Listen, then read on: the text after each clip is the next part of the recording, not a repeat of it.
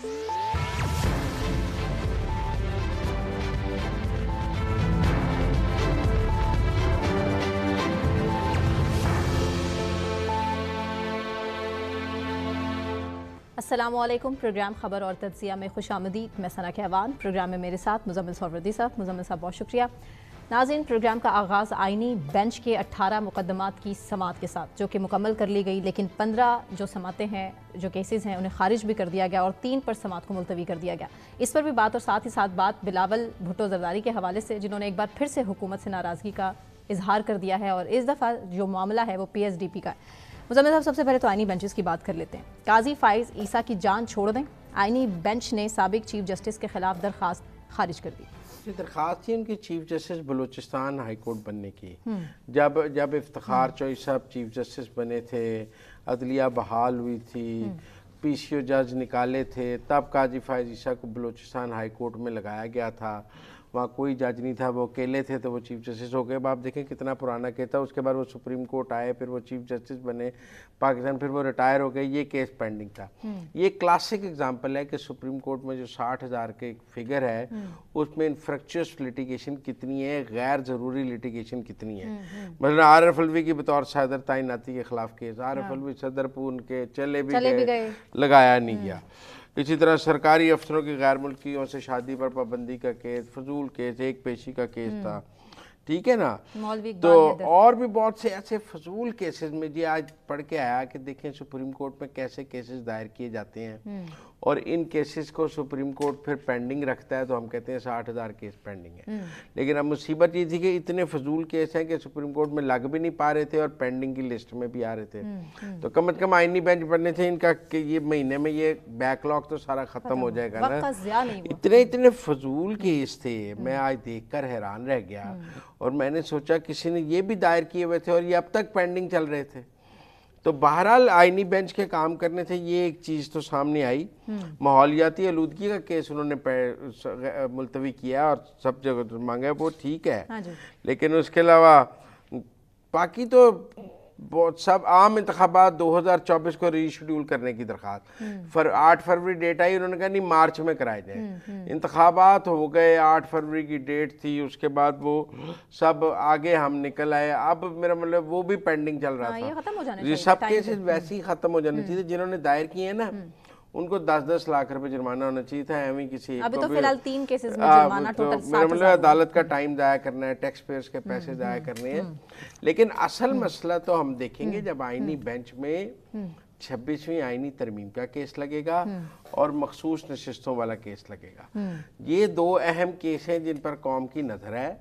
जब ये लगेंगे आईनी बेंच के सामने तो फिर बात खेल समझ आएगा। हाँ जी। अभी तक तो ये जो केसेस हैं, ये तो अभी मेरा ख्याल है कि नेट प्रैक्टिस शुरू किया आईनी बेंच ने हल्के हल्के केसेस लेकर। उन्होंने पॉलिसी बनाई है कि पहले पुराने केस लिए जाएंगे, जो बहुत जितना पुराना केस है वो उतना पहले लगाया जाए। तो ये बहुत पुराने केसेस थे। काजी फाइज ईसा के चीफ जैसे 2009 का केस होगा, 2009-10 का। तो मेरा मतलब है आज 15 साल बाद उसकी बारी आई। वो ठीक है कि उन्होंने 15-15 साल पुराने केस आज लगाने शुरू किए, लेकिन टेक्निकल बात यह है कि 2 केसों पे नजर है। एक मखसूस नशिस्तों की नजरसानी की पे कि उस पर आईनी बेंच क्या करता है और एक 26वीं आईनी तरमीम पे।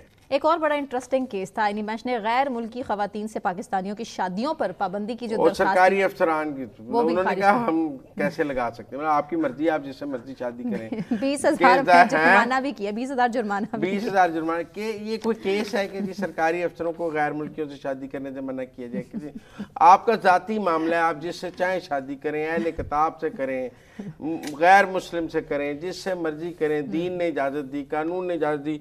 आप देखें जिसने ये केस दायर किया उसको सिर्फ 20,000 जुर्माना हुआ। मेरे हिसाब से 20 लाख भी कम था इसका जुर्माना।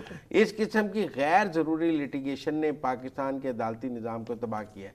लोग समझते हैं बस केस दायर कर दो, कोई बात नहीं, खबर चलेगी, होगा। तो मेरे ख्याल में इस किस्म के केसेस की हौसला शिकने के लिए भारी जुर्माने करने चाहिए। दरखास्त गुजार के लिए 20,000 कोई जुर्माना नहीं है जो सुप्रीम कोर्ट कर रहा है। इस किस्म के केस दायर करने वालों को जो बिल्कुल इन्फ्रक्चुअस लिटिगेशन है, इसको तो मिसाली एग्जाम्पलरी जो फाइन्स करने चाहिए, ताकि कोई लोगों को समझ हो कि यार मैंने सुप्रीम कोर्ट दरखास्त देनी है, छोटी चीज उसका नहीं कोई है। कानूनी तकादा तो होना चाहिए, कोई आइन कानून का तकादा तो होना चाहिए।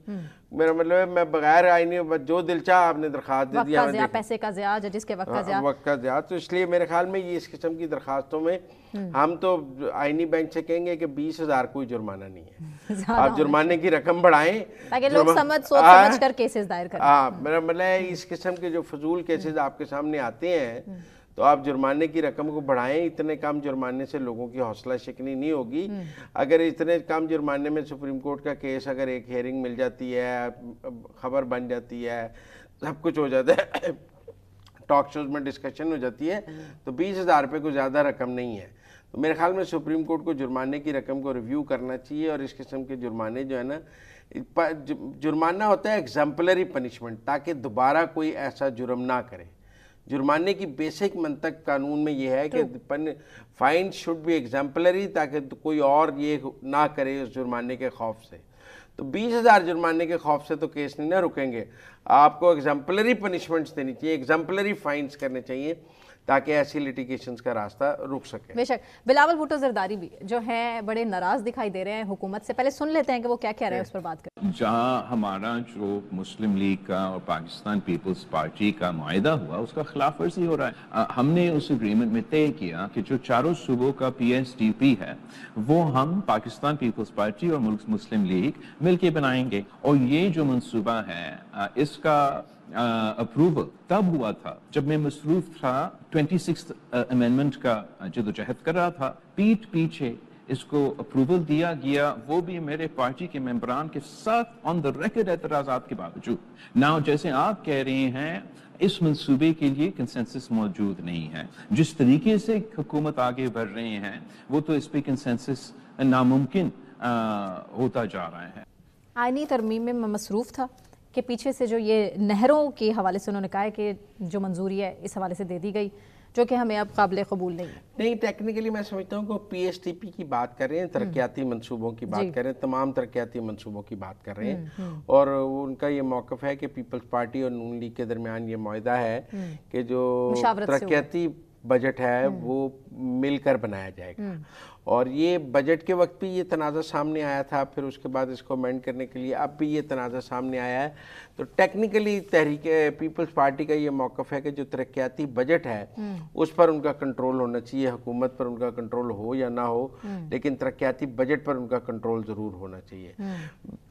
बिलावल भुट्टो साहब काफ़ी अरसे से आपसे, उन्होंने कहा मैंने जुडिशल कमीशन से भी अपनी नामजदगी एहतजाजन वापस ली। अब मुझे नहीं पता कि वो कैसा एहतजाज था, अगर उन्हें PSDP से एहतजाज था तो जुडिशल कमीशन में वो एहतजाज उन्होंने क्यों किया, लेकिन बहरहाल पीपल्स पार्टी की नुमाइंदगी जुडिशल कमीशन में मौजूद तो है, अगर बिलावल खुद नहीं भी हैं, लेकिन पीपल्स पार्टी की नाराज़गी वक्तन फ़वक्तन सामने आती रहती है। पंजाब में बिलखसूस बहुत ज़्यादा है, गवर्नर ऐसे बयानात देते हैं जैसे फैसल करीम कुंडी गंडापुर के खिलाफ बयान देते हैं ना, ऐसे गवर्नर पंजाब मरियम नवाज के खिलाफ बयान देते हैं। तो यहाँ भी ऐसे लगता है जैसे एक अपोजिशन का गवर्नर पंजाब में मौजूद है। इसी तरह पीपल्स पार्टी जो है वो अपनी नाराज़गी वक्तन फ़वक्तन दिखाती रहती है, लेकिन हुकूमत का साथ भी देती है। अभी तरमीम के मामले में भी साथ दिया है, इसमें भी दिया है। मैं बेशक बिलावल ने अपनी नाराज़गी ओपनली एक्सप्रेस की है, लेकिन मैं फिर भी अभी ये नहीं समझता कि दोनों जमातों का कोई इत्तेहाद टूटने जा रहा है।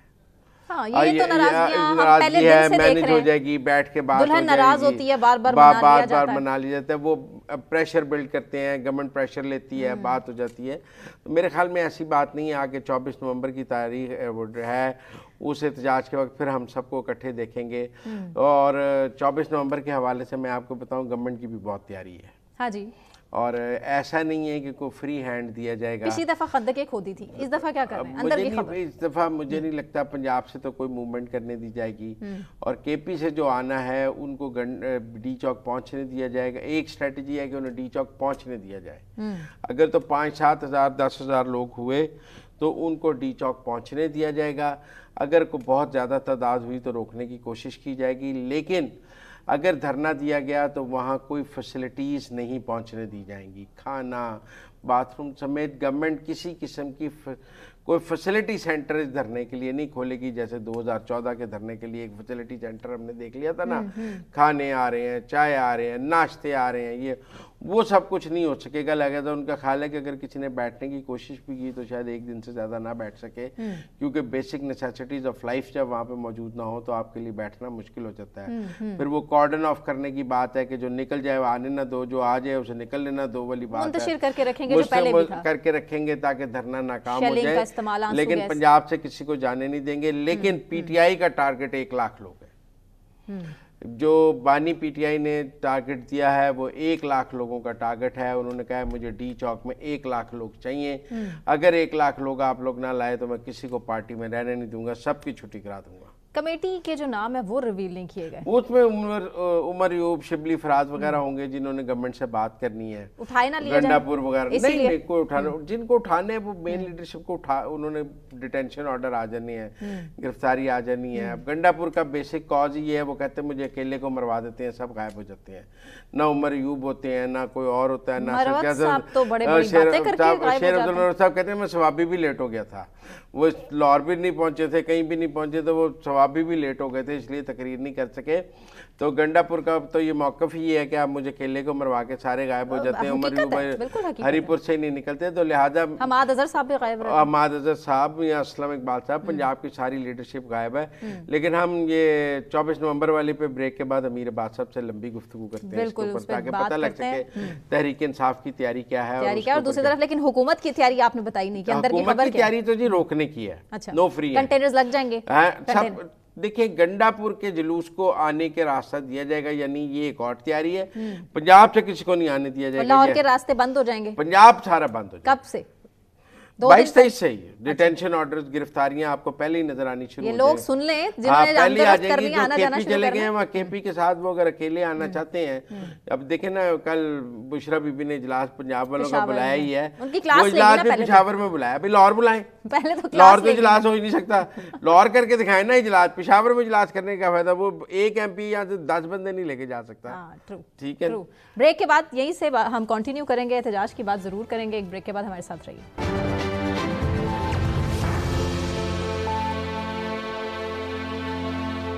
वेलकम बैक नाज़रीन, मुज़म्मिल सौरवदी साहब स्टूडियोज़ में मेरे साथ मौजूद हैं। और तोशा खाना 2 केस में इमरान खान बुशरा बीबी की दरख्वास्त बरियत मुस्तरद हो चुकी है। इसके अलावा 24 नवंबर की कॉल दे दी है इमरान खान ने एहतजाज की, और इलिमा खान साहिबा ये कह रही हैं कि जब तक मुतालिबात पूरे नहीं हो जाते तब तक एहतजाज जारी रहेगा।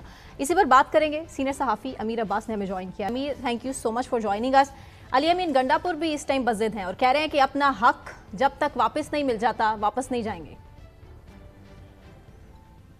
जी बहुत शुक्रिया सना आपका भी और मुज़म्मिल साहब का भी। देखें, तहरीक इंसाफ मार तो खा रही है, अब उन्होंने तय किया कि मार तो हमने इस तरह भी खानी है और उस तरह भी खानी है। मार तो पहले ही खा रहे हैं, तो जब खानी ही है तो फिर उस तरह क्यों ना खाई जाए कि हो सकता है उस मार्के में शायद रियासत घुटने टेक दे हमारे मुतालबात के सामने। और देखें ये होना था जब आपने एक देखें ना, एक शख्स जो दिन रात गुज़श्ता 16 माह से एक लॉकअप में कैद है, आखिर उसने भी तो कुछ चेस बोर्ड बिछा के रखा होगा ना अपने सामने। अगर रियासत ने अपने सामने कुछ शतरंज की बाजी बिछा के रखी है कि मैं प्यादा कैसे चलूं, मैं बाकी मोरे कैसे चलूं, तो वो भी तो चेस बोर्ड बिछा के बैठा है ना कि मैं कौन सी चाल चलूंगा तो उसका फायदा क्या है, उसका नफा नुकसान क्या है। वो ऐसा अमीर अब्बास साहब ये बताएं 24 नवंबर का प्लान क्या है? देखिए 24 नवंबर एक तो सिंध और बलूचिस्तान को मना कर दिया गया है कि वो इस एहतजाज में वहां से लोग शिरकत ना करें, सिर्फ पंजाब और KPK के लोग आएंगे, इस्लामाबाद होगा। और इस दफा मुज़म्मिल साहब बहुत बड़ा मार्का होगा। नहीं अब इतनी आसानी से इस्लामाबाद पहुंच गए, मान लिया, कहां पर इस्लामाबाद आना है? इस्लामाबाद तो देखे डी चौक आपने जी देखिए एक मिनट, डी चौक पहुंच के क्या करना है? धरना देना है? यकीनी तौर पर धरना होगा। 4 मुतालबात हैं, वो मुतालबात रखे जाएंगे। कितने दिन का धरना है? क्योंकि पिछला 129 दिन का था लेकिन मुतालबात तस्लीम नहीं हुए थे, नामुराद ही वापस जाना पड़ा था, 100 ना इस्तीफा मिला था ना कुछ हुआ था। अब क्योंकि हमने देख लिया था एस्टेब्लिशमेंट की मदद हो, सब कुछ हो, 129 दिन हो, कंटेनर हो, मुतालबात पूरे नहीं हुए थे, इस्तीफा नहीं मिला था, अंपायर की उंगली हो, सब कुछ हो।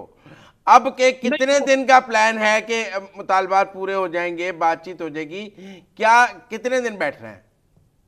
देखिए, वो जो जिस 2014 के धरने की आप बात करें ना, उसमें एस्टैब्लिशमेंट इस हद तक नहीं थी साथ। अगर एस्टैब्लिशमेंट उस हद तक साथ होती तो मुजम्मिल साहब, फिर आपको पता है कि जब एस्टैब्लिशमेंट कुछ करने की ठान लेती है फिर वो करके रहती है, और उसकी बहुत सारी मिसालें हाल में भी मौजूद है और माजी करीब में भी मौजूद है। मैं ये पूछ रहा हूँ, पीटीआई का 24 नवंबर को हम मान लिया कि वो शाम को डी चौक पहुंच गए हैं, सुबह के चले, शाम को पंजाब और केपी से लोग डी चौक पहुंच गए हैं, आगे का प्लान क्या है, मैं ये जानना चाह रहा हूँ। देखिए, इसका इन्हिसार होगा कि कितने लोग शिरकत करते हैं। अगर वाकई बहुत बड़ी तादाद में लोग शामिल हो गए और पीटीआई इस पोजीशन में आ गई कि वो रियासत के निजाम को और दारुल हुकूमत को मफलूज कर सके, निजाम को मफलूज कर सके, तो फिर वो किसी भी इंतहाई कदम की तरफ जा सकते हैं। नहीं, मफलूज करने के लिए तो मतलब मफलूज करने में कौमी असम्बली पर कब्जा शामिल है, सुप्रीम कोर्ट पर, ऐवान वजीर आजम पर, सेक्रेटेरिएट पर। मफलूज करने के लिए क्या करना है? अगर तो आपने डी चौक को मफलूज करना है, आप मफलूज करते रहें। निज़ाम हुकूमत मफलूज करने के लिए तो हुकूमत के दफातर पर कब्जा करना है, उसमें क्या क्या शामिल है? देखिए, कुछ चीजें जो है ना वो उसे कहते हैं स्पर ऑफ द मोमेंट। कुछ चीजें आप तय करके नहीं आते हैं। कुछ मामलात जब हालात वाकयात आपके सामने आते हैं, और अभी तो रियासत ने भी हिकमत अमली अपनी सामने रखनी है कि वो कंटेनर्स लगाएगी, वो 25 मई 2022 के लॉन्ग मार्च की तरह लोगों के घरों पर छापे मारेगी, तंजीमी अहदेदारों को उठा लेगी, हर डिस्ट्रिक्ट में दफा। रियासत की बात आपसे बाद में कर लेंगे, अभी तहरीक इंसाफ के प्लान की बात कर लें कि वो 24 नवंबर की शाम बड़े आराम से डी चौक पहुंच गए, कोई रुकावट ना हुई, जितनी मतलूबा तादाद थी वो पहुंच गई। पंजाब और केपी से हम एक सिनेरियो फिक्स कर रहे हैं कि रियासत ने पुरअमन एहतजाज का हक तस्लीम कर लिया, डी चौक आप पहुंच गए, धरना दे दिया, व्हाट नेक्स्ट? अभी देखिए, जो सिनेरियो आप डेवलप कर रहे हैं या अज्यूम कर रहे हैं, इसमें आप जो एक अहम फैक्टर है आप उसको गलत अज्यूम कर रहे हैं। वो अहम फैक्टर आप कह रहे हैं कि लोग आराम से पहुंच गए। देखिए, तहरीक इंसाफ जो है ना वो रिएक्शनरी पॉलिटिक्स कर रही है इस वक्त, ध्यान में रखिएगा, वो रिएक्शनरी पॉलिटिक्स कर रही है। अच्छा, इसका जवाब अली ने गंडापुर ने दिया है। एक मिनट सना, अगर ना पहुंच सके फिर तो कुछ भी ना हुआ ना। अगर लोग डी चौक ना पहुंच सके और डी चौक में कोई बड़ी तादाद ना आ सकी, फिर तो मुझे पता है कुछ नहीं होगा। मैं तो ये कह रहा हूं कि आपने भी अपनी गुफ्तगू के शुरू में कहा कि अगर बड़ी तादाद में लोग आ गए, अगर मतलूबा तादाद में आ गए तो निज़ाम हुकूमत मफलूज हो सकता हुआ। मैं आपसे उस सिनेरियो पे बात कर रहा हूं कि लोग आ गए, मान लिया लोग आ गए, अब कैसे मफलूज होगा, मैं ये जानना चाह रहा हूं। जी जी, देखिए, अब उसी दिन का चले हम नक्शा खींच लेते हैं ना, 24 नवंबर को पहुंचते हैं, 25 को पहुंचते हैं, 26 को पहुंचते हैं, तो उस दिन का नक्शा ये होगा कि जो 5 रुकनी कमेटी इमरान खान साहब ने बनाई, वो कमेटी अपने 4 मुतालबात रियासत के सामने दोहराएगी। रियासत बात ही ना करे तो वो कहां दोहराएगी? देखिए ना, उन्होंने तो हुज्जत तमाम करनी है ना, वो तो कहेंगे कि अब हम आपके सामने ये 4 मुतालबात रख रहे हैं, अब ये हमारे साथ अवामी ताकत है, हम इस अवामी ताकत के साथ आपके कल्ब में मौजूद हैं, ये हमारे मुतालबात हैं, और रियासत अगर जवाब नहीं देती तो फिर वो डेडलाइन देंगे एक। अच्छा, वो डेडलाइन 3 दिन की हो सकती है, 5 दिन की हो सकती है, 24 घंटे की हो सकती है, वो उस वक्त की कैफियत पे मुनहसर है, लेकिन एक डेडलाइन दी जाएगी। अगर डेडलाइन तक गवर्नमेंट ने नहीं मुतालबात माने क्या होगा? तो अब आप क्या चाहते हैं, हमला करवाना चाहते हैं? नहीं, मैं जानना चाहता हूं, देखिए मैं जानना चाहता हूं, डेडलाइन तक गवर्नमेंट ने बात नहीं मानी क्या होगा? तो जारी बात है, फिर वो पेश करनी करेंगे। किधर को? वो पेश करनी करेंगे शाराए दस्तूर की तरफ। अच्छा, शाराए दस्तूर पर 3 ही बिल्डिंग है, यहाँ सुप्रीम कोर्ट है, यहाँ कौमी असम्बली है, यहाँ ऐवान वजीर आजम है, और क्या करना है? पूरी दुनिया में जब तहरीकें उठती हैं, जब जिसे कहते हैं कि उठ गया तो उठ गया, जब दस्ते कातिल उठ गया, जब पूरी दुनिया में तहरीकें उठती हैं अपने हुकूक के लिए, तो फिर वो जो ताकत का मरकज जिस जगह पे होता है, इख्तियार इक़्तिदार का मरकज जहां पे होगा, फिर वहां जाके लोग पहुंचते हैं। सुप्रीम कोर्ट होगा, बिल्कुल कौमी असेंबली होगा, ऐवान वजीर आजम होगा, तीनों जगह होगा। कौमी असेंबली में तो कुछ भी नहीं रखा हुआ ना। कौमी अच्छा। असेंबली की बुक्कत तो आपने देख ली, कौमी असेंबली की बुक्कत तो आपने आईनी अच्छा, तरमीम पे देख ली। तो उसमें क्या है? फिर कहाँ पे होगा? फिर ताकत का मरकज तो हाँ। पिंडी है, पिंडी चौक आना ही नहीं चाहिए था, रावलपिंडी सदर में धरना देना चाहिए। तो देखिए ये मेरा बड़ा, आप अगर आप कौमी असेंबली को ताकत का मरकज नहीं, आप कौमी असेंबली को ताकत का मरकज नहीं मानते, वाने वजीर आजम को ताकत का मरकज नहीं मानते, फिर ताकत का मरकज क्या है? देखिए जब आप सिविलियन निजाम की बात करेंगे तो ताकत का मरकज आपका वजीर आजम है, ठीक है, और वजीर आजम की इंतजामी मशीनरी। तो फिर आप फिर आप वजीर आजम के दफ्तर पर हमला कर देंगे, प्राइम मिनिस्टर सेक्रेटेरिएट का पेशकदमी प्राइम मिनिस्टर सेक्रेटेरिएट पे ही होगी ना। देखिए ये सारे जो है ना, ये अब आप जो इस वक्त वो पतला करने की कोशिश कर रहे हैं ना, पानी डाल मैं जानना चाह रहा हूँ, अभी स्ट्रेटजी मैं जानना चाह रहा हूँ कि 24 नवंबर को के बाद का मंजरनामा मैं अमीर अब्बास से जानना चाह रहा हूँ कि अमीर अब्बास साहब 24 नवंबर के बाद का मंजरनामा क्या है? मतलब आप, अब मैं आपकी बात से ये समझा कि फिर ताकत का मरकज ऐवान वजीर आजम है, फिर पेशकदमी ऐवान वजीर आजम होगी। ऐवान वजीर आजम है, सेक्रेटेरिएट है। अच्छा, वाह। सदर की तो कोई इंतजामी हैसियत लेकिन नहीं होती ना। 2014 में भी आप वजीर आजम के दरवाजे तक तो पहुंच गए थे। नहीं, मैं देखे ना, मैं तो चश्मदीद गवाह हूं। हमने तो यहीं बैठ के वो 30-35 दिन का धरना कवर किया ना, इसी जगह पे, मैं 1 किलोमीटर के फासले पे। अब पता नहीं आप शरीक थे या कवर कर रहे थे, लेकिन बहरहाल आप वहां मौजूद थे। अब चले, अब अगर आपने शरारत करनी है तो अभी जवाब शरारत नहीं कर सकता हूँ, लेकिन बात यह है कि उसमें कोई, उन्होंने किसी जगह पे ऐवान वज़ीर आज़म पे कोई नहीं, उसके दरवाजे पर धरना तो था ना, मौजूद था कारकुन दरवाजे पर, वज़ीर आज़म के घर के दरवाजे पर तक तो लोग थे ना। नहीं देख, शारा दस्तूर है ना, वज़ीर आज़म के घर का दरवाजा शारा दस्तूर पर नहीं है, नहीं है। वज़ीर आज़म के दफ्तर का दरवाजा शारा दस्तूर पर है। वज़ीर आज़म के घर का बिल्कुल दरवाजा वो देखिए, वो लोग पार्लियामेंट के बाहर थे, वो बिल्कुल जो राउंड अबाउट है डी चौक और पार्लियामेंट के दरमियान, वो उस राउंड अबाउट के पास थे, वही उसी के आसपास कंटेनर था, वही लोग बैठते थे। अब आप ये कह रहे हैं कि सुप्रीम कोर्ट पे नहीं होगी पेशकदमी, कौमी असेंबली पे नहीं होगी, सिर्फ पाक सेक्रेटेरिएट और ऐवान वजीर आजम पे होगी, ये 2 टारगेट्स हैं। नहीं, मैंने तो पेशकदमी का लफ्ज इस्तेमाल किया ना। अब वो पेशकदमी किस तरफ करेंगे मैं तो नहीं हतमी तौर पे नहीं, एक सियासी जमात की हिकमत अमली आपकी नजर में क्या होनी चाहिए जब वो धरने पे पहुंच जाए? एज अ पॉलिटिकल एनालिस्ट आप स्टडी करते हैं पीटीआई की पॉलिटिक्स को, हम आपको पीटीआई की पॉलिटिक्स पे पीएचडी समझते हैं और हम समझते हैं आपको उन पर कमाल हासिल है। तो मैं ये जानना चाहता हूं कि वो क्या करेंगे 24 नवंबर को वहां पहुंच के पेशकदमी। फर्ज कर ले, मैं ये कहता हूं कि उन्होंने ऐवान वजीर आजम पर 10,000 लोग पहुंच के कब्जा कर लिया, 10-20 हज़ार लोगों ने पाक सेक्रेटेरिएट पे कब्जा कर लिया, उन्होंने कौमी असेंबली पे कब्जा कर लिया, सब बिल्डिंगें इस वक्त पीटीआई के कब्जे में है, फिर क्या होगा? देखिए, जो जब लोग उठते हैं अपने हुकूक के लिए, जब मास प्रोटेस्ट होते हैं, तो वो प्रोटेस्ट फिर अभी तो पंजाब में उन्होंने केपीके में, सॉरी सिंध में और बलूचिस्तान में उन्होंने कहा कि वहां के लोग वहां प्रोटेस्ट करें।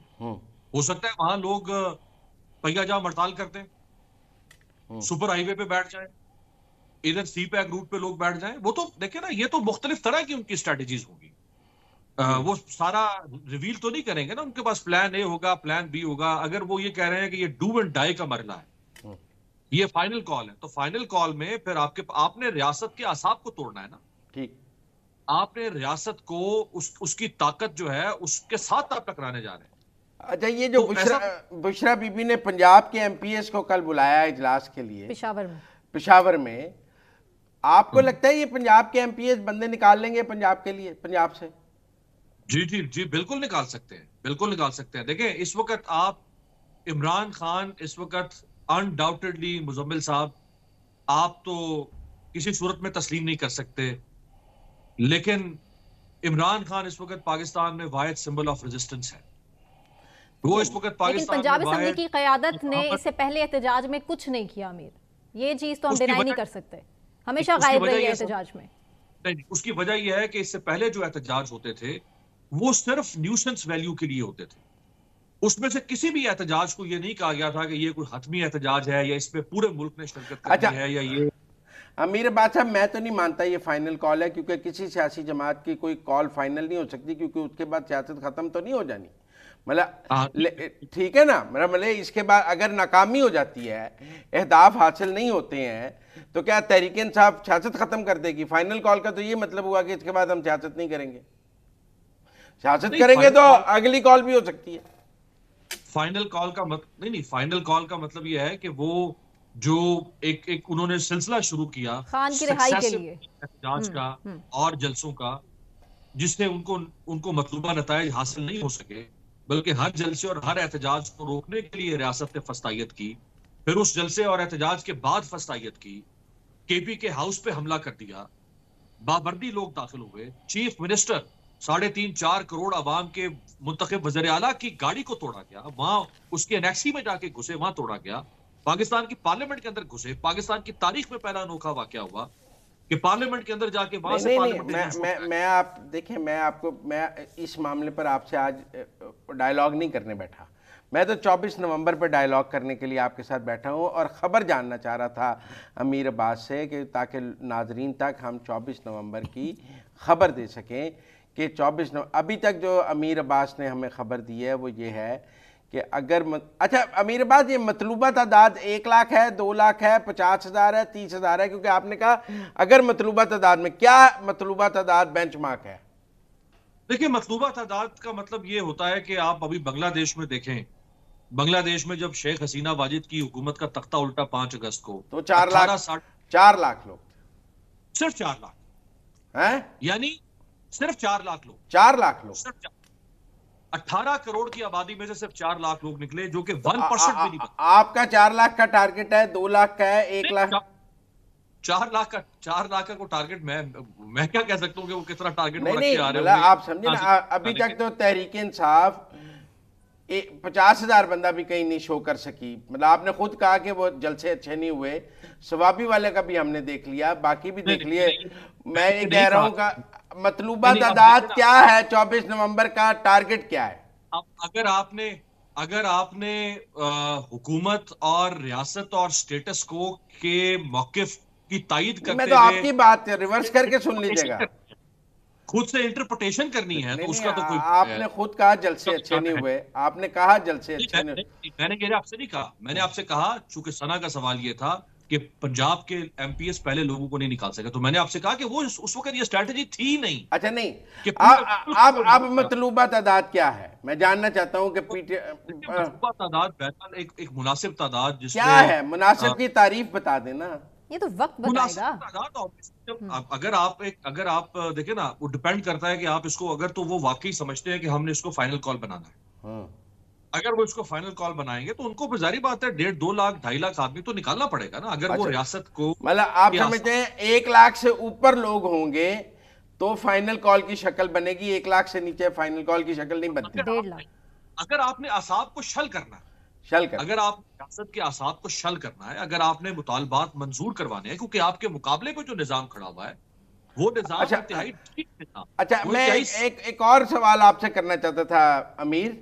देखें 2014 में जब ताहिरुल कादरी साहब भी बैठे थे, पीटीआई भी बैठी थी, इमरान खान भी बैठे थे, तो लोगों के लिए वहाँ धरने वाली जगह पर काफ़ी सहूलियात थी, वॉशरूम से लेकर खाने पीने की तरसील से लेकर और सब कुछ, हर चीज़, हर ज़रूरत ज़िंदगी वहाँ मौजूद थी कि लोग बैठ सकें काफ़ी देर तक ना, उनके लंबे बैठने का एक इंतज़ाम मौजूद था। पीटीआई ने सोचा है कि इस बार ज़हीरुल इस्लाम नहीं है, मलक रियाज नहीं है, जहांगीर तरीन नहीं है, अलीम खान नहीं है, इस बार कहाँ से इतने वहाँ वॉशरूम्स बनेंगे? 1.5 लाख लोगों के वॉशरूम्स बनने हैं, 3 वक्त की रोटी आनी है 1.5 लाख लोगों के लिए, चाय आनी है 1.5 लाख लोगों के लिए, कोई सर्दी हो जाएगी, कोई कंबल आने हैं 1.5 लाख लोगों के लिए। काफ़ी मतलब पैसे चाहिए इस काम के लिए और बड़ी तैयारी चाहिए, वो हो रही है। देखिए, अब आप अगर पब्लिक मूवमेंट को और लोगों की तहरीक को अगर आप उसकी तस्दीक करेंगे तस्दीक नहीं, ये जरूरियात है। इसके जैसे जलसा हो तो कंटेनर लगता है, लाइटें लगती हैं, साउंड सिस्टम लगता है, ये तस्दीक है कि ये सबके पैसे चाहिए होते हैं ओवरसीज से फंड मांगते हैं। ये सब जरूरत है जलसे की, इसकी फंडिंग होती है।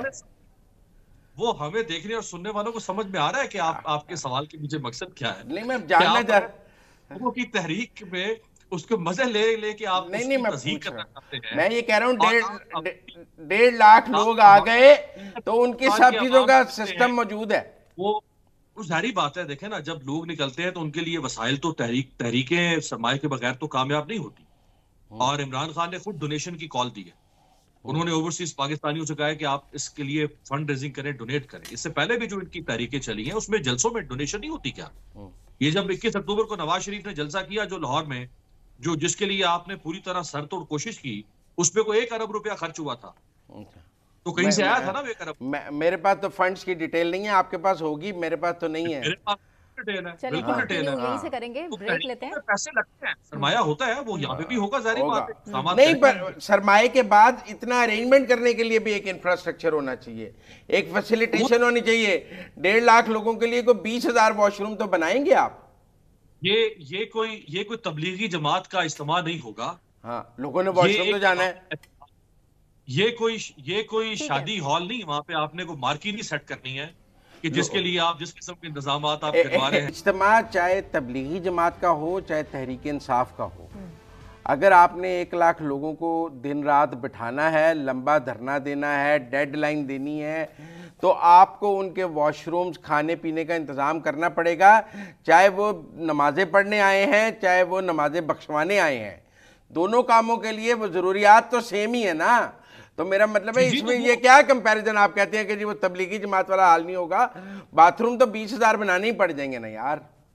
तो वो देखे ना, ये मेरी और आपकी तो इसमें कोई परेशानी नहीं है। वो आपको तो आउटसोर्स तो नहीं कर रहे ना, वो आपको नहीं, आपको मेरा मतलब मैंने कहा इसकी फिर हमें को 20-21 तारीख से वो बनने शुरू हो जाएंगे ना यार। आप ये किस तरह से आप ये वज़ीर दाखिला साहब होने नहीं देंगे, को आना है तो ये सब कुछ तो पहले होगा। कम से कम को 20 साल से तो मैं भी आपको जानता हूँ, ठीक है। 20 साल की आपकी सहाफत का तो मैं भी गवाह हूँ, ठीक है। ये किस किस्म का एनालिसिस कर रहे हैं? नहीं कि 21 साल से वॉशरूम करना शुरू हो जाए। भाई लोग निकल रहे हैं, लोग 24 की शाम जो लोग पहुंच जाएंगे और 24 की रात वहां रहेंगे, तो आप उनके अरेंजमेंट्स तो पहले देखें। अगर आप 24 का जलसा अनाउंस करें तो आप स्टेज एक दिन पहले बना लेते हैं, लाइटें सुबह से लगा लेते हैं, जनरेटर रख लेते हैं, आप सारे अरेंजमेंट करके ही लोगों को बुलाते हैं ना, कि जब लोग आते हैं तो उस वक्त स्टेज बन रहा होता है। मैं ये कह रहा हूं जब 1.5 लाख लोग आ जाएंगे 24 की रात, तो फिर ये अरेंजमेंट तो 22-23 को हो गए होंगे तैयार। अगर लोगों ने लंबा आप खुद कह रहे हैं 3 से 5 दिन की डेडलाइन दी जा सकती है, तो 3 से 5 दिन तो लोग बैठेंगे ना डेडलाइन देने के लिए। आप पहुंचे, जलसा होगा, अगर 3 से 5 दिन बैठेंगे तो 3 से 5 दिन बिठाने का एक इंतजाम तो करना पड़ेगा लोगों को वहां। देखिए, आप एक मेन स्ट्रीम टीवी चैनल पे बैठ के लोगों के वॉशरूम्स के ऊपर एनालिसिस कर रहे हैं। चलो खाना तो देना पड़ेगा, 3 वक्त का खाना तो देना। आपके सवाल पे तो मुझे ताज्जुब नहीं है। नहीं, मैं पूछ कम से कम मुझे तो कुछ ये जवाब ना लेना।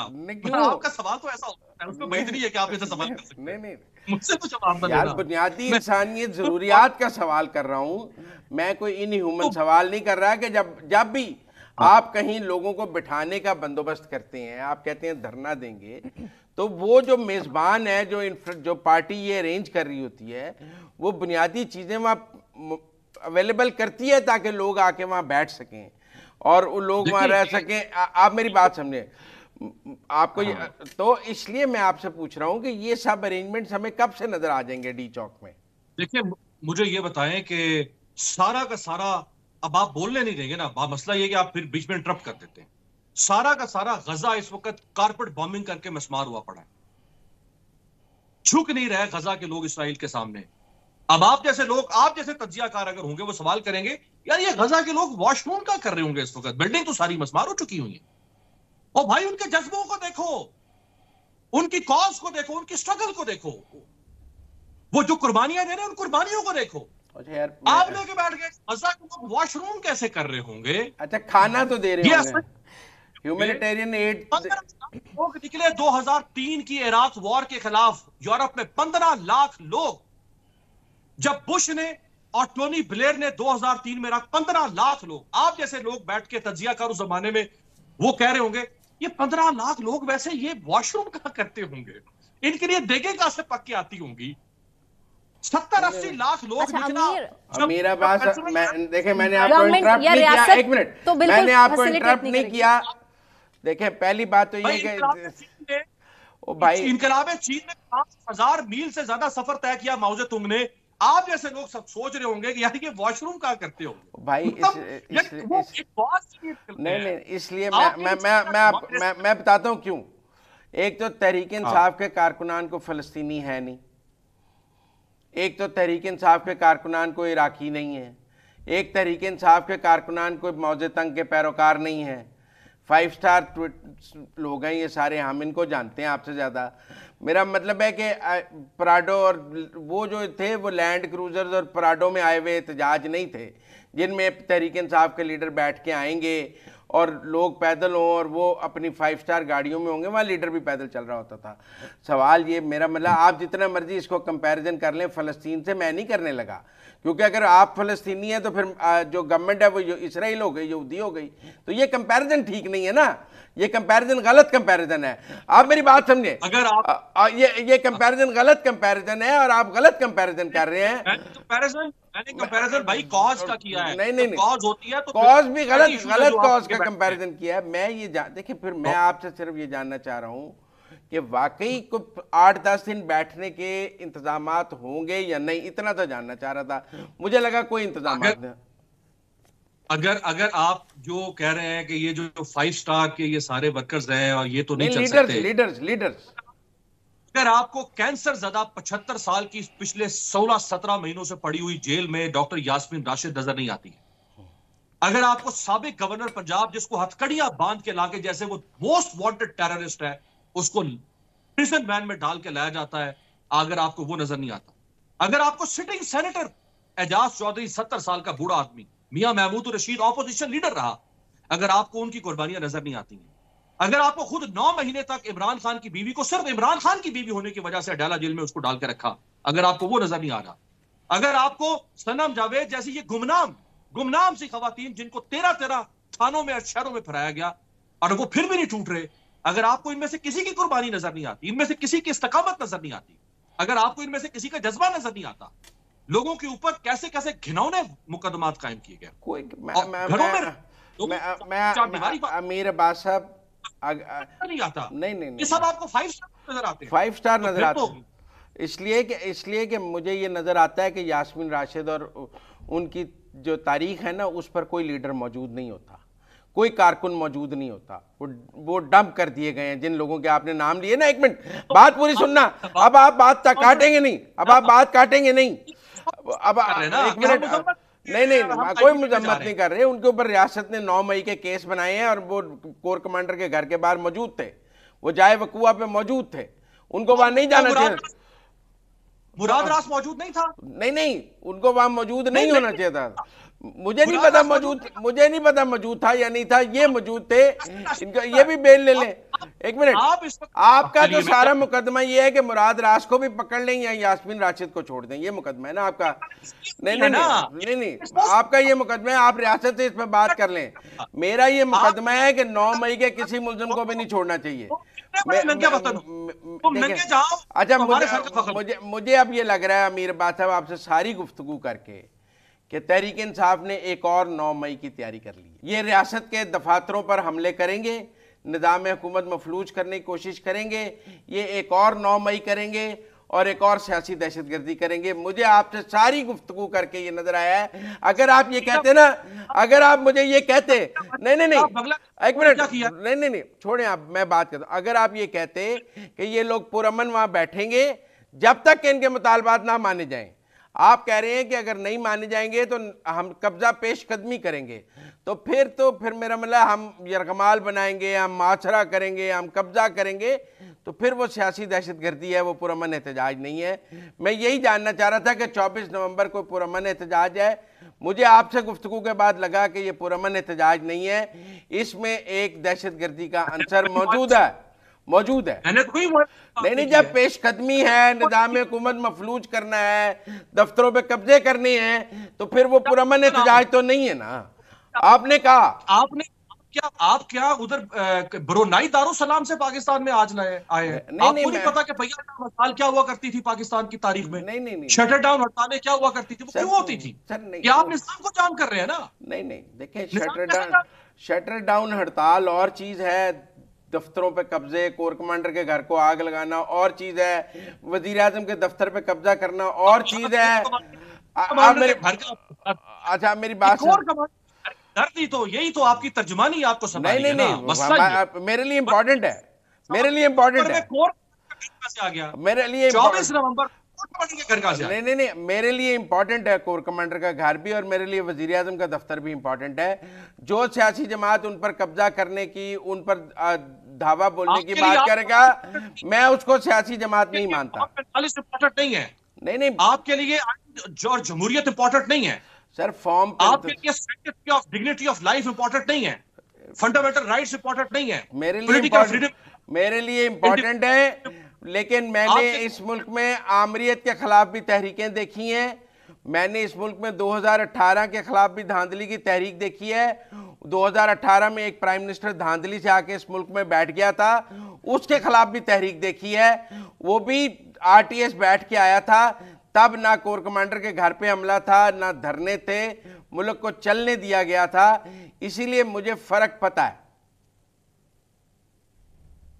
तो फिर अभी रिक्वेस्ट कर दें जरा, आपकी पसंदीदा जबरदस्ती से लाई हुई थोपी हुई हुकूमत बैठी है, रिक्वेस्ट करें कि 2018 के धांधली ज़दा इलेक्शन के ऊपर जनरल कमर जावेद बाजवा और फैज हमीद का कोर्ट मार्शल करें। मैं आपके साथ हूं। नहीं, इमरान खान पे आर्टिकल 6 लगाएं, जो धांधली से बना वजीर आजम, जो धांधली से बना उस पे लगाएंगे ना, उस पे लगाएंगे, उस पर लगाएंगे। वो बरी कैसे हो गया? जो धांधली से वजीर आजम बना वो कैसे बरी है? वो बड़ा मोमन है, उसको वो बरी है, उसको कुछ ना कहें, उनको पकड़ लें, उसको कुछ ना कहें। प्रायोरिटाइज करते हैं, पहला इमरान खान, पहला मुल्जिम 2018 धांधली का इमरान खान, मंजूर। दूसरे पे बाजवा होगा कि नहीं होगा मुझे नहीं पता, वो तो इमरान खान बताएगा कि उसके लिए धांधली कितने की, वो तो इमरान खान बताएगा।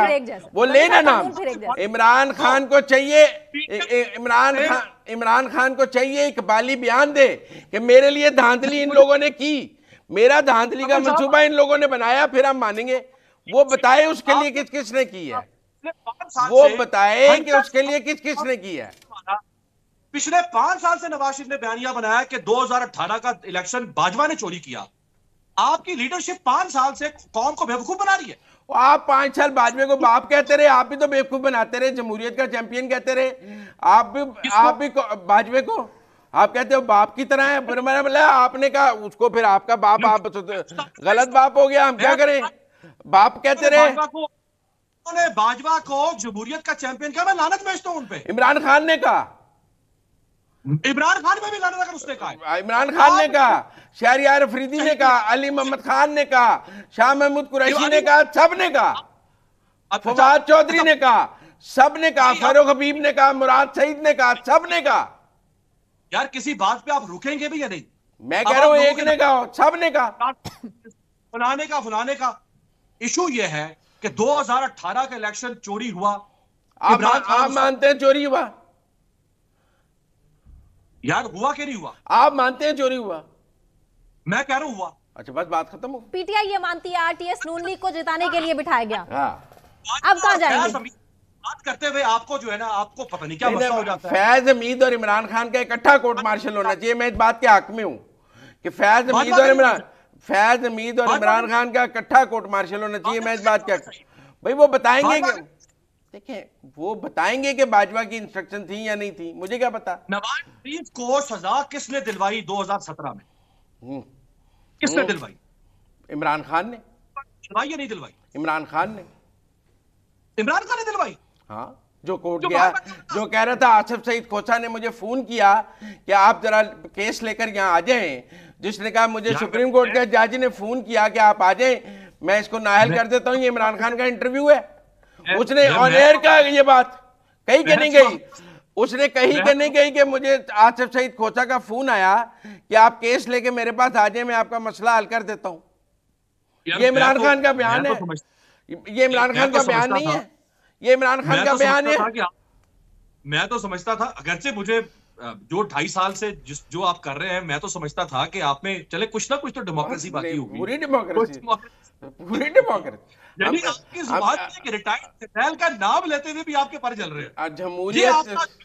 मैं आपका एजेंडा लेके नहीं, देखिए कभी आप किसी को नहीं देखिए, मैं आपका नैरेटिव लेके नहीं चल सकता कि जब तहरीक इंसाफ की कोई जरूरत हो किसी को बाप बना ले, जब जरूरत हो दुश्मन बना ले। बहरहाल 24 नवंबर का मंजरनामा हमारे साथ शेयर करने के लिए अमीर अब्बास साहब आपका शुक्रिया।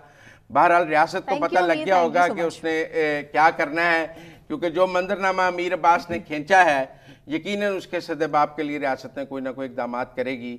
ऐसा होने तो नहीं दिया जा सकता, जो अमीर अब्बास साहब का मंजरनामा है ऐसे होने दिया जाएगा तो बनाना रिपब्लिक बन जाएगी। इसको रोकने के लिए ज़रूर कुछ करना पड़ेगा। बिल्कुल। इसी के साथ मुझे सना कहवान को, मुजम्मिल सोहरवर्दी साहब को इजाज़त दीजिए। अपना ख्याल रखिए।